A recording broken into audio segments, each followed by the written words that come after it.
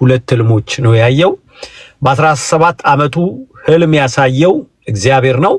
ህልሙ ደግሞ ወደፊት የሚሆነውን ነገር በህይወት ውስጥ ኩልል አርጎ ቁልጭ አርጎ ያሳየ ህልም ነው። ያንንም ህልም እንግዲህ ለአካባቢያቸው ለወንድሞቹም ለአባቱም ነግሯቸዋል። ወንድሞቹ ተናደዱ።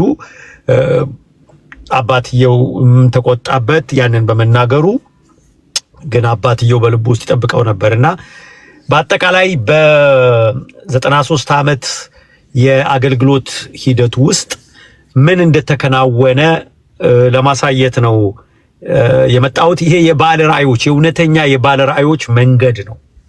የባለ ራእዮች መንገድ ነው።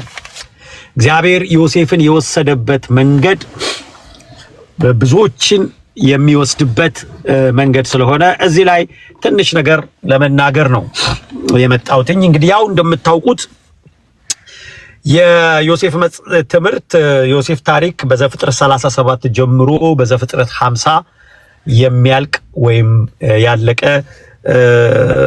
13 ምዕራፎችን የያዘ ክፍል ነው።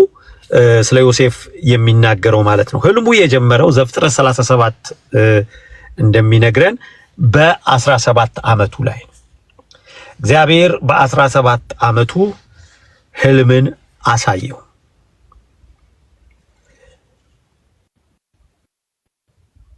ያንን ህልም ካየና ለወንድሞቹ ከነገረ በኋላ ከ17 ዓመቱ እስከ 30 ዓመቱ ድረስ በባርነትና በእስራት ቆየ።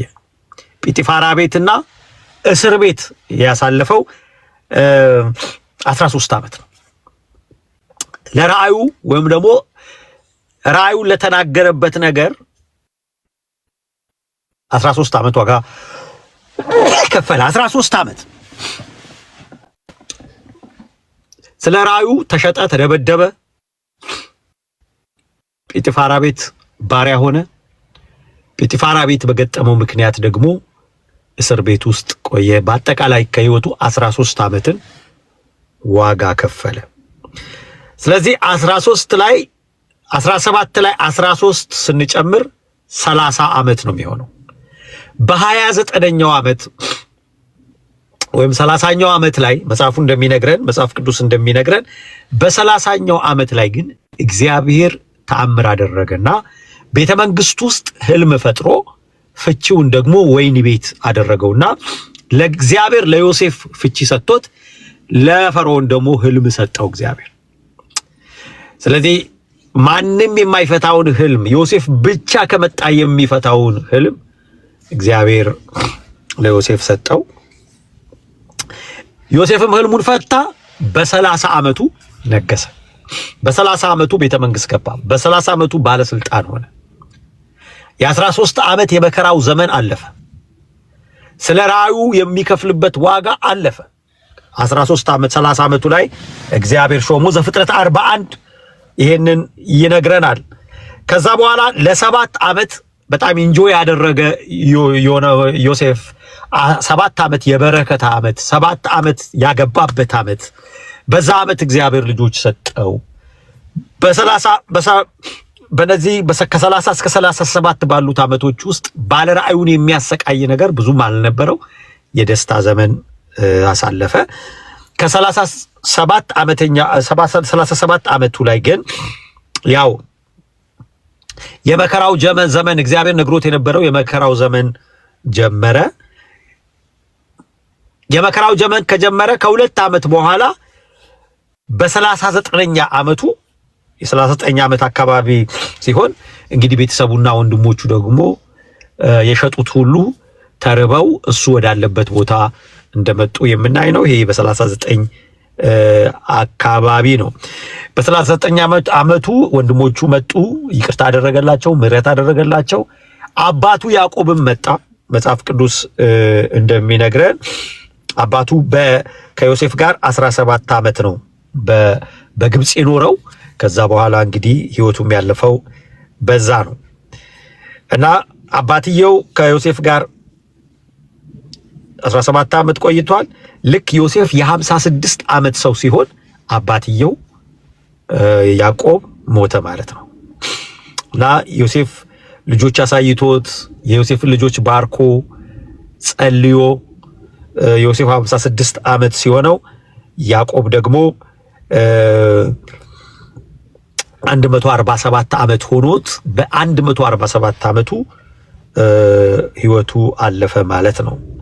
እንግዲህ ያዕቆብ በዮሴፍ 56 ዓመት አካባቢ በነበረ ጊዜ ነው ህይወቱ ያለፈው። ዮሴፍ ከዛ በኋላ እንግዲህ በዘፍጥረት 50 የመጨረሻው ቁጥር እንደሚነግረን 110 ዓመት ነው በህይወት የኖረው። ከ56 እስከ 90 እስከ 110 ያለውን ዓመት በደስታና በፍስሐ ነው የኖረው ማለት ነው። ይሄንን መልእክት ዛሬ ላካፍላችሁ የፈለኩበት ምክንያት አለኝ። የዮሴፍ ባለ ራእይ ነው። እግዚአብሔር ራእይ ያሳየው ስንቅ የሰነቀበት ሰው ነው እና እግዚአብሔር ትንሽ የመከራ ዘመንና ብዙ የደስታ ዘመን ለዮሴፍ እንደሰጠው እንድናይ ስለምፈልገው 13 የመከራ ዓመትና በእውነት ረጅም ደግሞ ከሰባ ምናምን ዓመት ደግሞ የደስታ ዓመት በህይወቱ ላይ ሰጥቶት እግዚአብሔር ባርኮት በመጨረሻው ዘመን ትንቢት ተናግሮ እንኳን አይደለም እግዚአብሔር ለዮሴፍ ለሞተው አጥንቱ ታማኝ ሆኖ ነው ታሪኩ የሚያልቀው። ዘፍጥረት በፍጥረት ይጀምርና በዮሴፍ መሞት ነው የሚጨርሰው ዘፍጥረትና እግዚአብሔር ለአጥንቱ እንኳን እግዚአብሔር እሱን ላገለገለ ሰው ለአጥንቱ ለስጋው ለዚህ ለፈራሹ ለሟቹ እንኳን ታማኝ እንደነበረና ወደ ሀገሩ ተመልሶ እንደተቀበረ ታሪክ ይነግረናል። እግዚአብሔር ዮሴፍን አክብሮታል። እግዚአብሔር ዮሴፍን ትልቅ አድርጎታል። እግዚአብሔር ለዮሴፍ ብዙ ነገር በህይወት ውስጥ አድርጎለታል።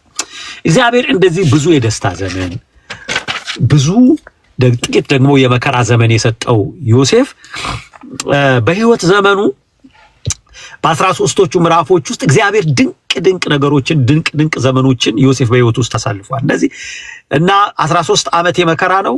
በ93 ዓመት የአገልግሎት ዘመን ውስጥ የቀረው ዓመት በሙሉ ግን የደስታና የክብር ነው። እግዚአብሔር ራእይ ሰጥቷችሁ እግዚአብሔርን የምታገለግሉ ሰዎች ጥቂት ጊዜ የመከራ ዘመን ሊኖር ይችላል።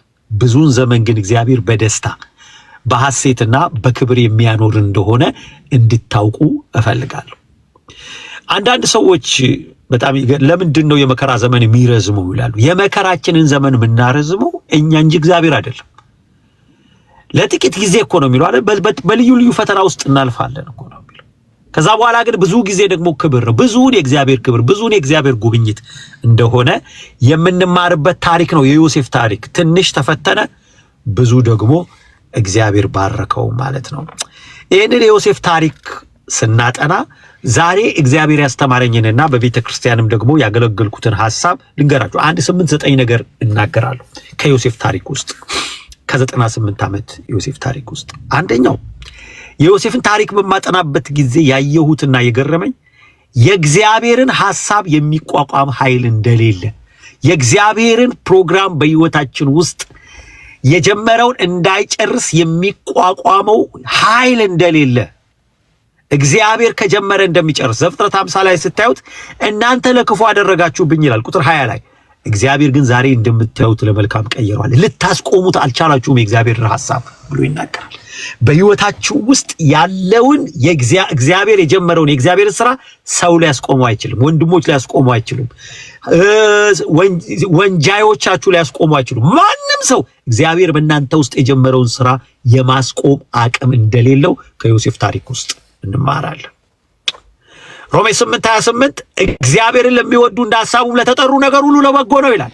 በዮሴፍ ህይወት ውስጥ ያለው ሁሉ ዮሴፍም እንደተናገረው ነገር ሁሉ ለዮሴፍ ለበጎ እንደነበረ የምናየው ነው።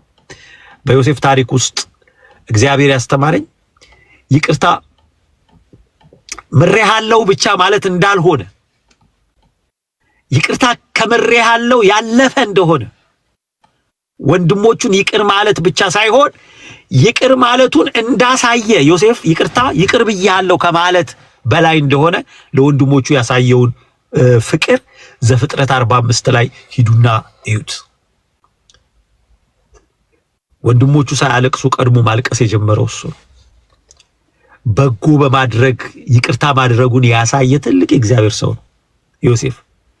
እና ይቅር ብያለሁ ማለት ብያለሁ ብቻ ሳይሆን ከዛ ያለፈ ደግነት፣ ከዛ ያለፈ በጎነት፣ ይቅር ብያለሁ ከማለት ያለፈ ደግነትና በጎነት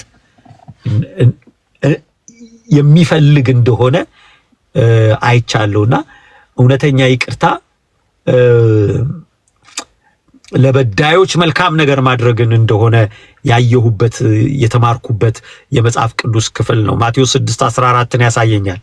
ለሰዎች ኃጢአታችሁን ይቅር የምትሉ ከሆነ እግዚአብሔር ደግሞ የእናንተን ኃጢአት አብዝቶ ይቅር ይላል ነውና ዮሴፍ የበደሉትን ሰዎች እያለቀሰ ነው ይቅር ያላቸው። እያለቀሰ ይህን ሰው ማን ላይ ያስቆመው ይችላል? ወዳጆች የበደሉትን ሰዎች አቅፎ እያለቀሰ በስስት ነው የተንከባከባቸው።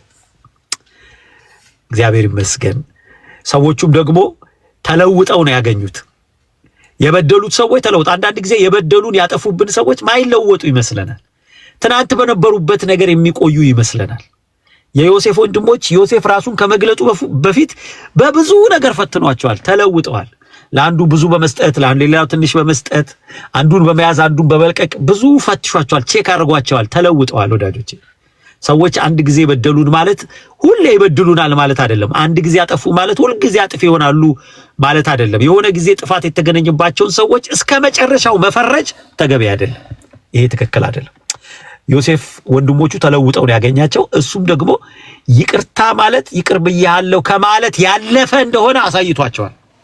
አብልቷቸዋል፣ አጠጥቷቸዋል፣ ተንከባክቧቸዋል፣ አሳድሯቸዋል፣ ባርኳቸዋል። እንዳይርባቸው፣ እንዳይጠጣቸው፣ እንዳይጠማቸው አርጓል ማለት ነውና ከዮሴፍ ህይወት ውስጥ በ93 ዓመት የአገልግሎት ህይወት ውስጥ ከሱ ያየሁት የይቅርታ መንፈስ ነው።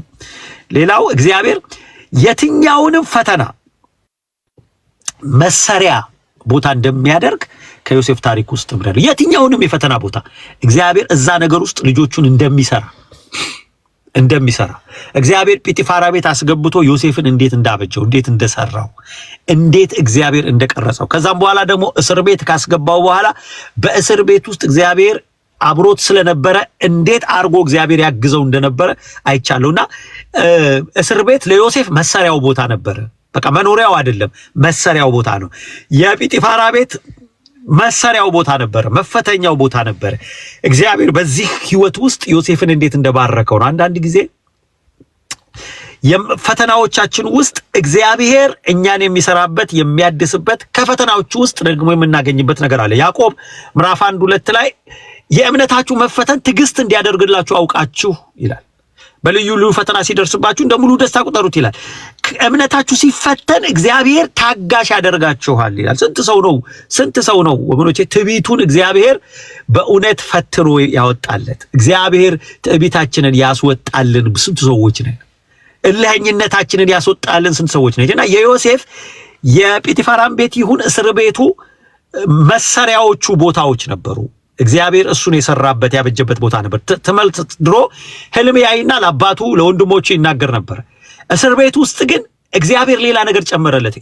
ዮሴፍ ህልም የሚያይ ብቻ ሳይሆን ህልም የሚፈታ ሰው ሆነ። አያችሁ፣ ህልም ፈቺ ያደረገው እግዚአብሔር ህልም የመፍታት ስጦታ በእስር ቤት ውስጥ በዮሴፍ ውስጥ ተገለጠ። የአለቅነት ጸጋ፣ የመምራት ጸጋ፣ የማስተዳደር ጸጋ እግዚአብሔር እዛ ውስጥ ያደረገው ነበርና እግዚአብሔር ፈተና ብንላቸው ችግር በምንላቸው ቀኖች ውስጥ ህይወታችንን እንደሚሰራ በዮሴፍ ህይወት ውስጥ አየሁኝ ማለት ነው። በዮሴፍ ህይወት ውስጥ ሌላ የተማርኩት በጣም የገረመኝ በ93 ዓመት የአገልግሎቱ ዘመን ውስጥ ለራዩ በኖርባቸው ዓመታቶች ውስጥ 93 ዓመት ናቸው ብያለሁ። በእነዚህ ዓመታቶች ውስጥ ታማኝነት ተመልሶ ዋጋ እንደሚከፍል አይቻለሁ። ታማኝነትን ማጣት ደግሞ ኋላ እንደሚያስቀር፣ ተራ ሰው እንደሚያደርግ፣ እግዚአብሔር ያሰበልን ቦታ ከማድረስ እንደሚቀንስ በዮሴፍ ህይወት ውስጥ አይቻለሁ። ዘፍጥረት 39ን በምናይበት ጊዜ እግዚአብሔር ጲጢፋራ ቤት ውስጥ የጲጢፋራ ሚስት ዮሴፍ ላይ አይኑን ጣለችበት ይላል። አብረን እንተኛ ብላ ቀጥታ መታ ጠየቀችው ይላል። ዮሴፍ ሁለት ነገር ነው ይመለሰላት። አንዴ ዮሴፍ ውስጥ በነገራችን ላይ የታማኝነት ስጦታ አለ፣ ታማኝነት ጸጋ አለ። ሁለት ነገር ነው ያላት። አንደኛ ጌታዬ በዚህ ቤት ያለውን ነገር ሁሉ ሰጥቶኛል፣ አንቺን ግን አልሰጠኝም ማለት፣ አንቺ ስጦታ አይደለሽም ማለት አንድ። ሁለተኛ ይሄን ካንቺ ጋር ማድረግ አልችልም ማለት፣ ለምን? እኔ በእግዚአብሔር ፊት ነኝ አላት። ጲጢፋራ ባያየው ለጲጢፋራ ቤት ግን ዮሴፍ ታማኝ ነበር።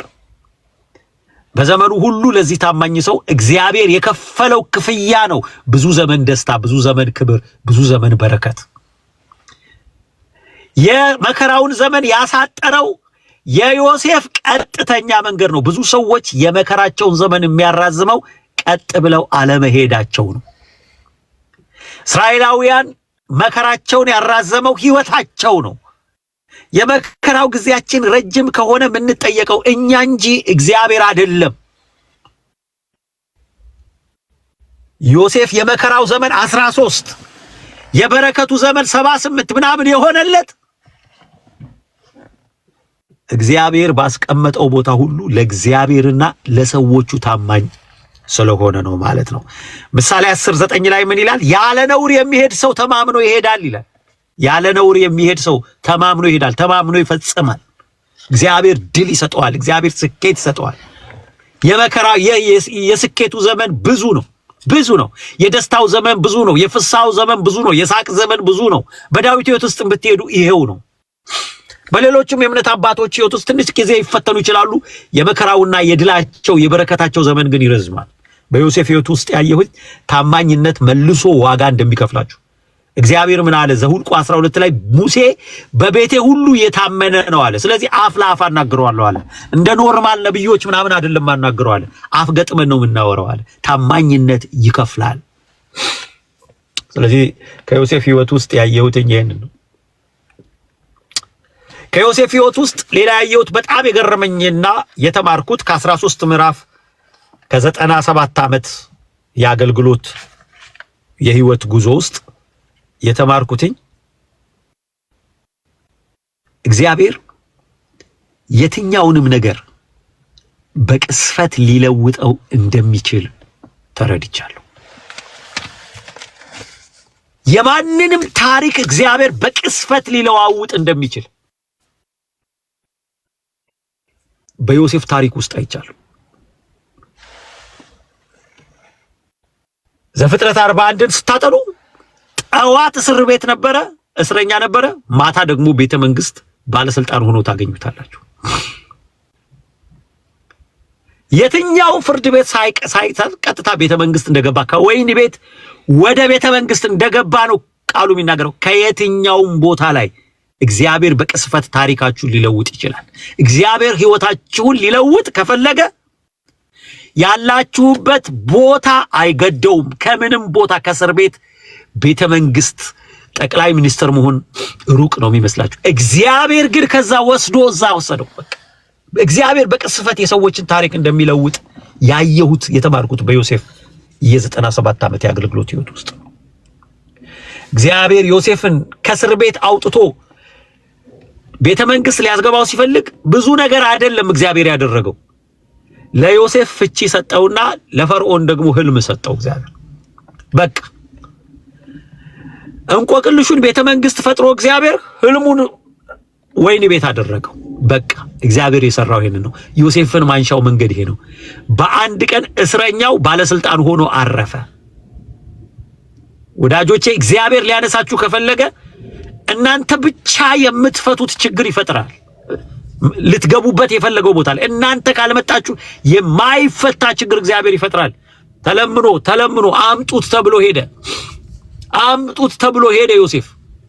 በአንድ ቀን ውስጥ እግዚአብሔር የአምላክ መንፈስ ያለበት ዮሴፍ ቤተ መንግስት ገብቶ ቁጭ አለ። ታሪኩ ተቀየረ፣ ልብሱ ተቀየረ፣ ህይወቱ ተቀየረ። በአንድ ሌሊት በአንድ ቀን የዮሴፍን ታሪክ የ97 ዓመቱን ታሪክ ሳጠና እግዚአብሔር በሰኮንዶች በቀናቶች ውስጥ በየትኛውም ደቂቃና ሰኮንድ እግዚአብሔር ታሪካችሁን ሊለውጥ እንደሚችል ያየሁበት ነገር ነው። ኤፌሶን ምዕራፍ 3 ቁጥር 20 ያስታውሰኛል።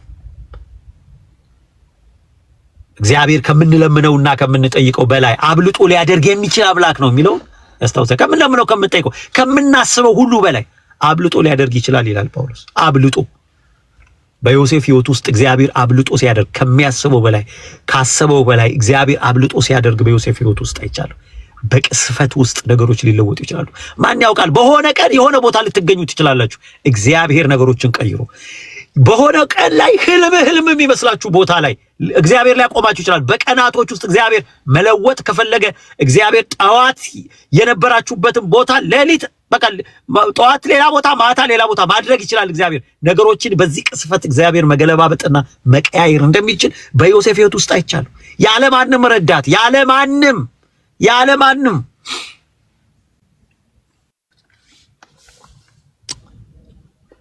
በዚህ ክፍሉ ሳጠና ሌላው ያገኘሁት የዮሴፍን ታሪክ የ97 ዓመቱን ታሪክ ሳጠና እግዚአብሔር በዛ ሕይወት ውስጥ የቀየረ እግዚአብሔር በውስጣችሁ ያስቀመጠውን የእግዚአብሔርን ጸጋ አትናቁ። ምናልባት መነሻችሁ ቦታ እሷ ልትሆን ትችላለች። ዮሴፍ አሁን ለእስረኞች ህልም ይፈታ ነበር።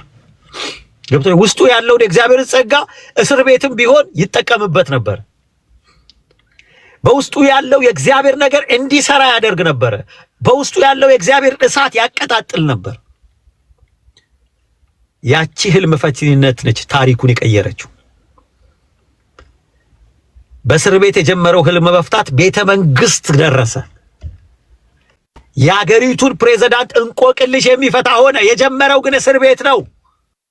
ምንም ጥቅም ከነሱ ለማያገኛቸው ሰዎች ህልም ሲፈታ ራዶሳ ታፓራዲ ብር ሳይሰጡት ሱፍ ሳይሰጡት ገንዘብ ሳይሰጡት ዝም ብሎ እግዚአብሔር የሰጠውን ጸጋ ለሚያስፈልጋቸው ሰው ሁሉ የሚሰጥ ነበረ። እግዚአብሔር በታማኝነት የሚሰጡትን ይባርካልና እግዚአብሔር የሰጠው እዛ እስር ቤቱ ሲጠቀምባት የነበረችው የእግዚአብሔር ጸጋ ቤተ መንግስት አስገባችው። የእግዚአብሔር ጸጋ በር ይከፍታል። ወንድሞቼ ጸጋ በር የማስከፈት አቅም አለው። ውስጣችሁ ያለው ጸጋ በር የማስከፈት አቅም አለው። ነገ ከፍ የምትሉበት ምክንያት ነው። እግዚአብሔር ውስጣችሁ ባለው ጸጋ ምክንያት ሊያከብራችሁ ስለሚችል ውስጣችሁ ያለውን የእግዚአብሔርን ጸጋ አትናቁ። እግዚአብሔር ትምህርት ቢሆን አስቀምጦ ቢሆን መስጠት ቢሆን መጸለይ ቢሆን መተንበይ ቢሆን የተተነበየውን ነገር ደግሞ በእውነት ማጽናት ቢሆን ማስተማር መምከር መርዳት ቢሆን ውስጣችሁ ያለውን የእግዚአብሔርን ጸጋ ተጠቀሙበት። ባላችሁበት ሁኔታ የትኛውም ሁኔታው እስር ቤት ነበር ሲጠቀም የነበረው። እስር ቤቱን እግዚአብሔር ተጠቀመበት። ከእስር ቤት ወጥቶ ቤተ መንግስት አገልግል መጋቢ ሆነ። የሀገር መጋቢ ሆነ። የትውልድ መጋቢ ሆነ። እንደውም እግዚአብሔር እሱን የጠራበትን ዓላማ ሲናገር እኮ ዘፍጥረት 50 ላይ ምን ይላል? በእኔ ምክንያት ሰዎች ሁሉ ይድኑ ዘንድ ይሄ ሁሉ ሰው ይድኑ ዘንድ ነው እግዚአብሔር እኔን ወደዚህ ሰደደኝ ይላል። እግዚአብሔር ይሰዳችኋል። ሃሌሉያ። በባዕድ አገር አከበረው እግዚአብሔር። በባዕድ አገር በስደት አገር እግዚአብሔር አከበረው በዛች ህልም ምክንያት።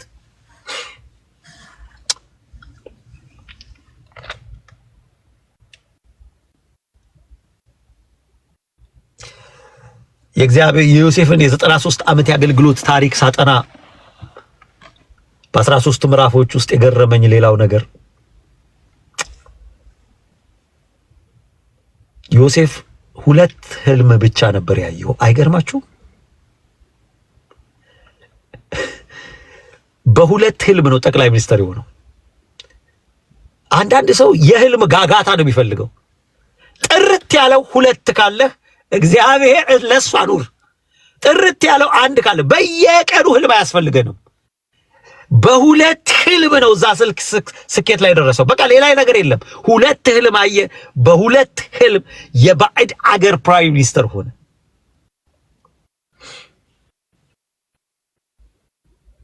ማይፈጸም 1000 ህልም ቢኖራችሁ ምንም አይጠቅምም። እግዚአብሔር ለሰጣችሁና ለተናገራችሁ ለ2 ህልም ኑሩ። በዛች ህልም ታሪክ መስራት ይቻላልና ለተገለጠላችሁ ለእግዚአብሔር ነገር መኖርን በዮሴፍ ታሪክ ውስጥ አይቻለሁኝ። እናንተም ማየት ትችላላችሁ ይሄንን። ሌላው ይሄንን 13 ምዕራፍ ውስጥ ያለውን የዮሴፍን ታሪክ ሳጠና እግዚአብሔር ያስተማረኝ ምን እንደሆነ ታውቃላችሁ? የእግዚአብሔር ጊዜ ፍጹም ነው። እግዚአብሔር በጊዜው ታማኝ ነው። እግዚአብሔር ጊዜ በጣም የሚገርም ነው። ይሄ መክብብ 3:11 ላይ ያለው ነገሩን ሁሉ በጊዜው ውብ አድርጎ ሰራው የሚለው ቃል በጣም የሚገርም ነው። ለዮሴፍ እግዚአብሔር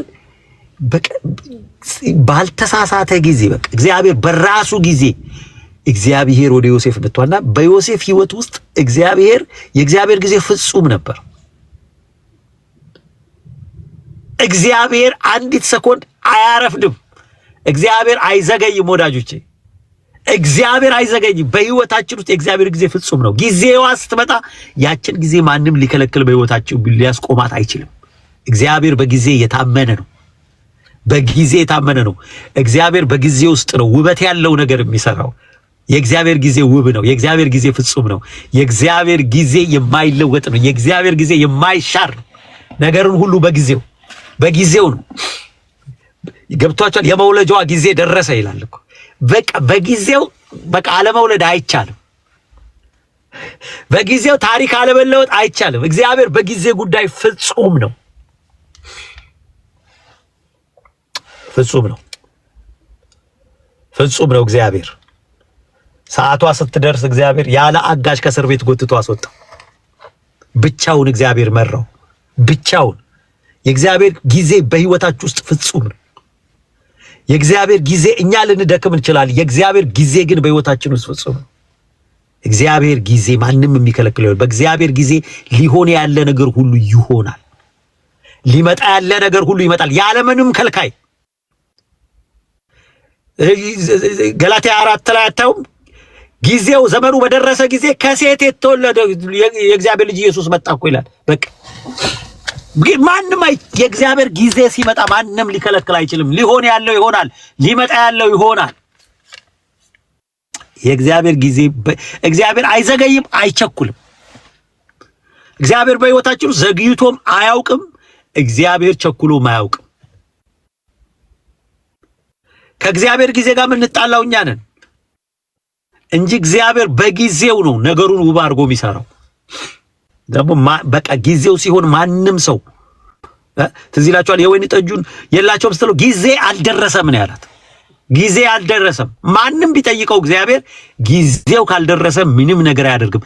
ጊዜው ሲሆን ግን ሊሆን የማይችል ነገር ሁሉ ያደርጋል። የእግዚአብሔር ጊዜ በህይወታችን ውስጥ ፍጹም ነው። የእግዚአብሔር ጊዜ ፍጹም። እንደ ባለ ራእይ በህይወታችሁ ውስጥ እግዚአብሔር የራሱ የሆነ ጊዜ አለው። እግዚአብሔር በማናችንም ጊዜ ወደ ቤትም አይመጣም። የማንም ጸሎት እግዚአብሔርን ከጊዜው ትንሽ ፈቅ እንዲል አያደርገው። በነገራችን ላይ ጸሎት የእግዚአብሔርን ጊዜ ማስለወጫ አይደለም። የእግዚአብሔርን ጊዜ ማስለወጥ አይቻልም። አንዳንድ ጊዜ ሰዎች ጸልዩ ሰማለሁ፣ አሳጥርልን ጊዜውን ምናምን ይላሉ። የእግዚአብሔር ጊዜ በህይወታችን ውስጥ ትክክል ነው፣ ፍጹም ነው። በቃ እግዚአብሔር በጊዜው ፍጹምነትን በዮሴፍ ህይወት ውስጥ እግዚአብሔር ሲያደርግ የዮሴፍን ታሪክ ሳጠና አይቻለሁ። በእናንተም ህይወት ውስጥ የእግዚአብሔር ጊዜ ፍጹም ነው። የእግዚአብሔር ጊዜ ፍጹም ነው። እግዚአብሔር ይመስገን። ወንድሞቹ ሲሸጡት ጲጢፋራ እንዲገዛው አደረገ። አይ የእግዚአብሔር ጊዜ ጲጢፋራ እንዲገዛው ብቻ እኮ አይደለም። ጲጢፋራ ቤት እግዚአብሔር ሞገስ በጲጢፋራ ፊት ሞገስ ሰጠ። እግዚአብሔር እኮ ታማኝ ነው። እስር ቤት እግዚአብሔር ሞገስ ሰጠው፣ አለቃ አደረገው። የእስር ቤት ጊዜውን ደግሞ ሲጨርስ እግዚአብሔር ከእስር ቤት አስወጣው። በጣም የሚገርማችሁ ቅድምም ተናግሬያለሁ፣ የመከራ ጊዜ አጭር ነው በህይወታችን ውስጥ። የፈተና ጊዜ አጭር ነው። የደስታና የተድላ ጊዜ፣ የሳቅ ጊዜ በቅዱሳን ህይወት ውስጥ ብዙ ነው። በዮሴፍ ህይወት ውስጥ 13 ዓመት ብቻ ነው የመከራው። ሌላው በሙሉ የደስታ ነው። የደስታ ነው፣ የሰላም ነው፣ የከፍታ ነው፣ የመባረክ ነው። እግዚአብሔር አገልጋዮቹን እንደዚህ ነው የሚያከብረው። እግዚአብሔር ለአገልጋዮቹ እንዲህ ነው በር የሚከፍተው። ብዙ ሰዎችን ተመልከቱ። በአገልግሎት ዘመናችሁ፣ በህይወት ዘመናችሁ አገልጋዮችን ጠይቋቸው። ያሳለፉት የመከራ ጊዜ አለ። ያንን የመከራ ጊዜ ግን እግዚአብሔር በቃ አሳልፏቸዋል። አንዴ ሰብረው አለፍክ ነው በቃ። ተመልሰህ ያንን ነገር እስካታየው ድረስ እግዚአብሔር ያሳልፋል። ተመልሶ አያገኛችሁም። በነገራችን ላይ እግዚአብሔር የሆነ ቀን አለው ነገራችሁን የሚሰብርበት። በቃ ሐና ስታለቅስ ነበር አይደል? ትዝ ይላችኋል። አንድ ቀን መጣና እግዚአብሔር ያን ነገር ሰበረው። ከዛ በኋላ ዘመኗ የደስታው ነው።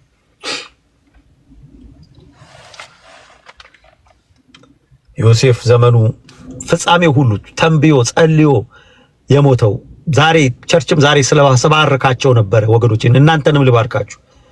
እግዚአብሔር ፍጻሜያችሁን የያዕቆብና የዮሴፍ ያድርገው። ጸልየው ባርከው በቃ አለቀ ምናምን ብለው እንደው አሟሟታቸው እንዴት እንደሚያምር እግዚአብሔርን ያከበረ ሰው እንኳን አኗኗሩ አሟሟቱ ያስገርማል። አሟሟቱ ራሱ ያስገርማል።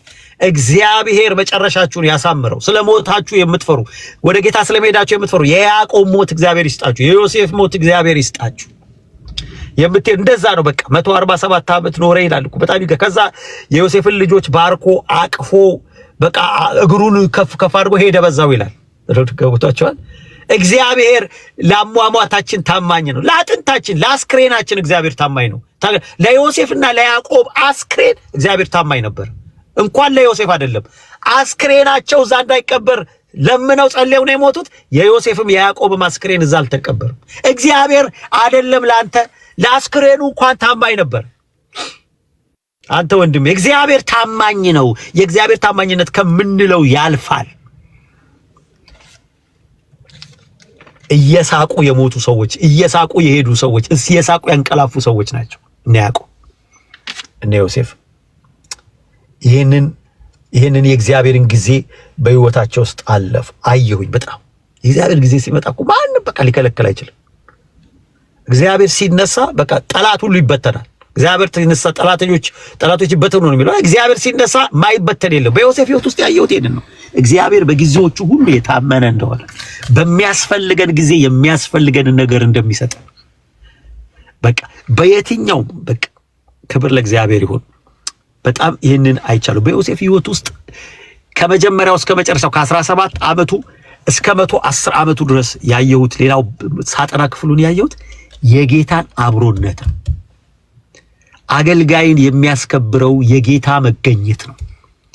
የትም ግቡ፣ ወንጌል የትም ያስገቡ፣ የትም ዋጋ ያስከፍላችሁ፣ እግዚአብሔርን ካላጣችሁት፣ እግዚአብሔር በሕይወታችሁ ካለ፣ ያላችሁበት ቦታ እግዚአብሔር ካለ ክብር ውስጥ ናችሁ። ዮሴፍ ጲጢፋራ ቤት ሲገባ ምን ይላል? እግዚአብሔር ከዮሴፍ ጋር ነበረ ይላል። ባሪያ ሆኖ ነው የገባው፣ ተሸጦ ነው የገባው። አያችሁ፣ እግዚአብሔር ግን ከዮሴፍ ከባሪያው ጋር ነበር። ከጌታው ጋር እግዚአብሔር የለም፣ ከባሪያው ጋር ግን ነበር። ከጲጢፋራ ጋር እግዚአብሔር የለም። ከሀብታሙ ዮሴፍ ከሚሰራበት ሰው ጋር እግዚአብሔር የለም። ከሰራተኛው ከባሪያው ጋር ግን እግዚአብሔር ነበረ። ከጲጢፋራ ቤት ሰራተኛ ጋር እግዚአብሔር ነበረ። ይገርመኛል። አብሮነቱ ነው ለካ አብረን እንተኛ ስትለው ኖ ያለው አብሮነቱ ነው ለካ። የእግዚአብሔር አብሮነቱ ነው ለካ ያስጨከነው። ኖ አላት፣ እግዚአብሔር አንቺን አልሰጠኝም። እንደገና እግዚአብሔር ያየኛል፣ ከአንቺ ጋር አልተኛም አላት። ራእይ አጨንጋፊ ነሽ አንቺ አላት። ሃሌሉያ።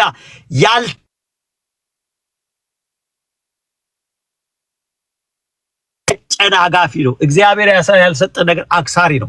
እግዚአብሔር ያልሰጠን ነገር ተራ ነው። አንቺን እግዚአብሔር አልሰጠኝም ማለት ካልተሰጠኝ ነገር ጋር አልኖርም አለ። ባለ ራእይ እንደዚህ ነው። ካልተሰጠው ነገር ጋር አይኖርም። ኖህ አብሮት ይሰራ ነበር። ይህንን ነው በሕይወታችሁ ውስጥ እንድታውቁት የምፈልገው። ሌላው በጣም የገረመኝ የዮሴፍን ሕይወት ሳጠና 13ቱን ምዕራፎች የ97 ዓመቱን ታሪክ ሳጠና እግዚአብሔር በዮሴፍ ሕይወት ውስጥ ሉዓላዊ ነበር። የእግዚአብሔር ሉዓላዊነት በጣም ይገርመኛል። ዮሴፍ ዘፍጥረት 50 ላይ ቁጥር 20 ላይ እናንተ ሳትልኩኝ እግዚአብሔር ላከልኝ አለ። እናንተ ሳትልኩኝ ወንድሞች ምን አላቸው? እናንተ ምክንያት ናችሁ እንጂ እግዚአብሔር ነው የላከን አለ። እናንተ ምክንያት ናችሁ፣ እግዚአብሔር ቀድሞ ልኮናል አለ። ልኮኛል። እግዚአብሔር ሉዓላዊ ነው። ሉዓላዊ ነው። ታውቃለህ? ክብር እግዚአብሔር ይሁን። በሕይወታችን ውስጥ የፈለገውን ሊያደርግ ወንድምን አስነስቶ ሊያሸጥ ምን አር የፈለገ ሊያደርግ እግዚአብሔር ሉዓላዊ ነው የሚለውን በዮሴፍ ሕይወት ውስጥ አይቻለሁ። እግዚአብሔር ሉዓላዊ ነው በሕይወታችን ውስጥ የወደደውን ሊያደርግ በፈለገው መንገድ ሊያሳልፈን የፈለገውን ሊሰጠን እግዚአብሔር ሉዓላዊ ነው። ይህንን በሕይወቱ በዛ ያን ክፍል 13ቱ ምዕራፍ ሳጠና በጣም የገባኝ እግዚአብሔር በቀባው ሰው ላይ ያየሁት ሌላው ነገር እግዚአብሔር በቀባቸው ሰዎች ላይ ክፉ ሰዎች አይሳካላቸው። ክፉ ሰዎችና አመፀኛው ሰዎች ወድቀው ነው ያየሁት፣ ተዋርደው ነው ያየሁት፣ ከስረው ነው ያየሁት፣ ተርበው ነው ያየሁት። ዮሴፍ እጅ ላይ ወድቀው ነው ያየሁት። የዮሴፍን መንገድ ሊጠመዝዙ ያሰቡ ሰዎች ሁሉ ወድቀው ነው ተሰነካክለው ነው ያየሁት፣ ተርበው ነው ያየሁት፣ ተጎሳቁለው ነው ያየሁት። መጨረሻም ዮሴፍ እጅ ላይ ወድቀው ነው ያገኘሁት። ዕጣን የሚለውጡ ሰዎች እግዚአብሔር የቀባውንና የለየውን ሰው እግር በእግሩ እየተከተሉ የጣሉ ሰዎች መጣል ይችሉ ይሆናል፣ ጥለው ማስቀረት ግን አይችሉም። እግዚአብሔር ከጣሉበት ቦታ ሁሉ አንስቶታል። ሲሸጡት ሁሉ እግዚአብሔር ገዢ አምጥቶለታል። ራሱ ነው ጲጢፋራን የመረጠለት። አያችሁ፣ አውጥተው ሲጥሉት እግዚአብሔር ገዢ አመጣ።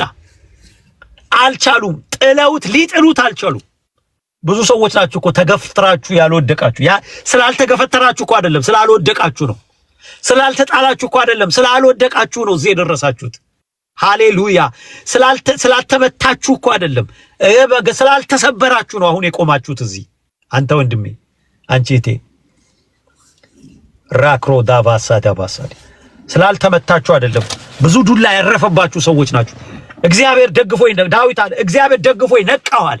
እግዚአብሔር ደግፏችሁ ነው። እግዚአብሔር ይዟችሁ ነው። ንብ ማርን እንደሚከበቡኝ አለ። ስላልተከበባችሁ አይደለም፣ እግዚአብሔር አሸናፊ ስላደረጋችሁ ነው። በቃ ክፎች አይሳካላቸው። ክፎች እንደማይሳካላቸው ከዮሴፍ ሕይወት ውስጥ አይቻልም። በቃ በመንገዱ ላይ የቆሙ በራእዩ ፊት የቆሙ በጽድቁ ላይ የተሟገቱ ያሌለውን ስም የሰጡት ልብሱን ደምለቅልቀው ሞቷል ያሉ ብዙ ያሰሩበት ፋይናሊ በዮሴፍ እጅ ላይ ወደቁ። ዮሴፍ ርኅራኄ ያደረገላቸው። በዚህ መንገድ የቀጠላችሁ ሰዎች ልምከራችሁ፣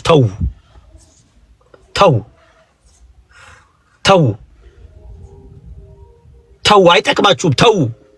ይሄ ሰውዬ አይሁዳዊ ከሆነ አትችለውም ብለውት ነበር ለሃማ፣ አልሰማም።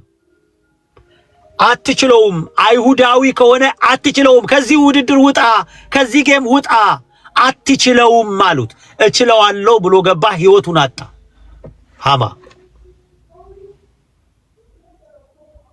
አትችለውም።